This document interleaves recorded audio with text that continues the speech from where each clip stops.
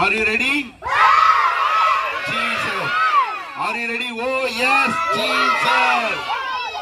சரி, இப்போ வசனம் சொல்ல போறோம். வசனம் சொல்ற நல்ல வசனம் சொல்ற பிள்ளைங்களுக்கு ஒரு பிஸ்கட் பிரைஸ் கொடுக்க போறோம். என்ன கொடுக்க போறோம்? பிஸ்கட். எத்தனை பேருக்கு வேணும்? எல்லாரும். அப்ப வசனம் சொல்லணும். சொல்லுங்க. தேவன் அன்பாகவே இருக்கிறார். 1 யோவான் 4:8. சொல்லுங்க. 1 யோவான் 4:8. தேவன் அன்பாகவே இருக்கிறார்.